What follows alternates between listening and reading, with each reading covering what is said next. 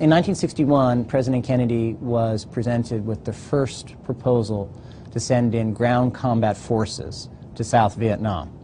It was the first time that the American effort in Vietnam, which was an advisory effort, it consisted of trainers, arms and support, military aid, diplomatic support, but it was limited to that advisory mission of sending advisors and arms to the Army of South Vietnam. It was in 1961 that it was proposed to Kennedy to send in the first American ground combat forces that would share in the fight to defend South Vietnam from what was then a growing insurgency.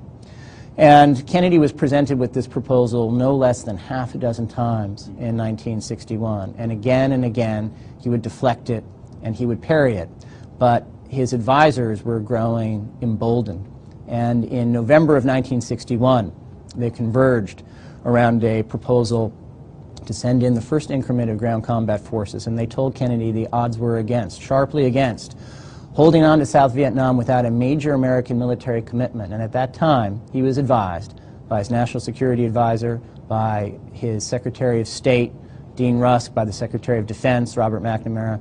Kennedy was advised that he needed to be prepared to send in up to 6 divisions, or roughly 200,000 troops, to hold on in South Vietnam.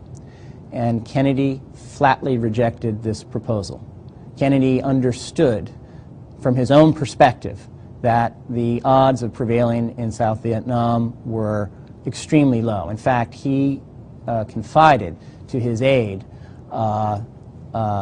Michael Forrestal, that he believed that the odds were 100 to 1 against winning in South Vietnam.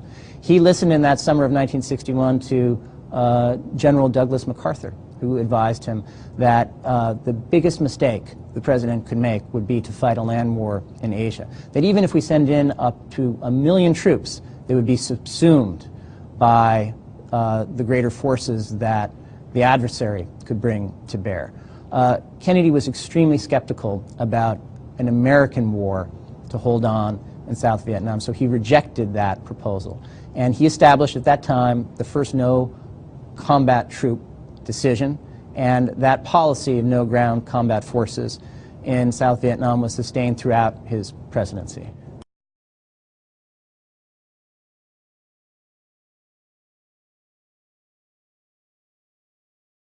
Colonel Fletcher Prouty. At the time of the Kennedy assassination, I was the Chief of Special Operations in the Joint Staff, working for the Joint Chiefs of Staff. Special Operations in those days was a euphemism for the military support of the clandestine operations of CIA around the world. Prouty was an insider who claimed that while some in the Pentagon were gearing up for war, he was secretly helping President Kennedy plan for peace. So during the summer, July, August, and September, he had a very experienced group of people work on his new policy for Vietnam. It was published in October, and it was called the National Security Action Memorandum number 263. And that memorandum, signed under the direction of the President, was to bring men home by Christmas and get everybody out by 1965. What we're looking at here are approximately 15,000 pages of documents on Kennedy's Vietnam policies that I've collected from all the archives in the United States. In some cases, and many of them are newly declassified. In a new book, JFK and Vietnam, military historian Major John Newman offers his conclusions about Kennedy's Vietnam policy.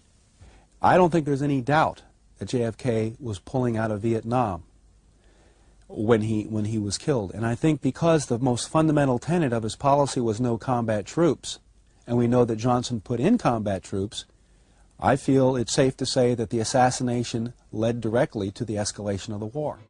Did that policy change after the assassination?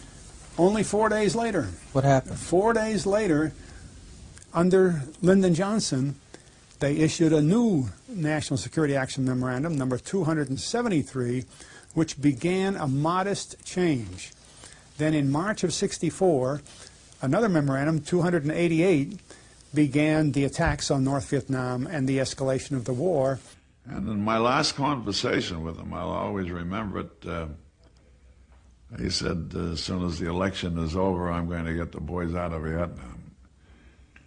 To myself, I've always said there would have been never that great disaster that we had. The loss of lives that he had he lived. Newman's research has led him to believe that Kennedy may have been feigning right to move left, supporting the war publicly while privately planning to withdraw. By 1963, Kennedy had a problem. That problem was his re-election. You have to reconcile this public record, and the public record itself is ambiguous because Kennedy makes statements, the Cronkite one, which appear to be, it's their war, they'll have to fight it, and then there are these many public statements that indicate we should stay the course. In the final analysis, it's their war. They're the ones who have to win it or lose it. We can help them, we can give them equipment, we can send our men out there as advisors, but they have to win it, the people of Vietnam, against the communists. But I don't agree with those who say we should withdraw. That'd be a great mistake. That'd be a great mistake. I know people don't like Americans to be engaged in this kind of an effort. 47 Americans have been killed in combat with the enemy.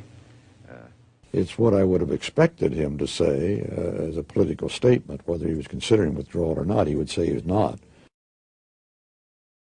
In the councils of government, we must guard against the acquisition of unwarranted influence, whether sought or unsought, by the military-industrial complex. President Eisenhower warned the nation of the dangers of the military-industrial complex. A permanent war economy was their business, with billions at stake.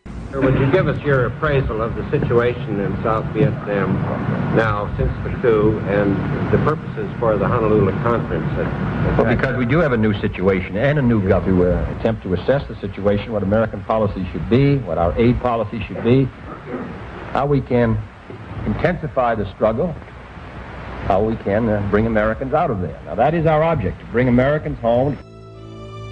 October 2nd, I had returned from Vietnam. At that time, we had 16,000 military advisors.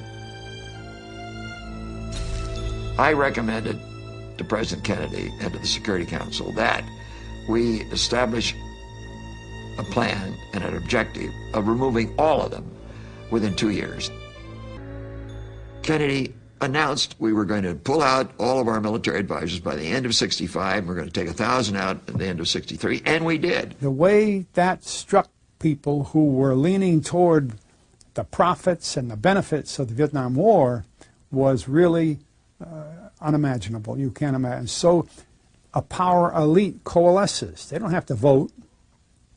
And among them, they say, that guy's got to go. Is there any speed up in the withdrawal from Vietnam? Well, as you know, when Secretary McNamara and General Taylor came back, they announced that we would expect to withdraw 1,000 men from South Vietnam before the end of the year.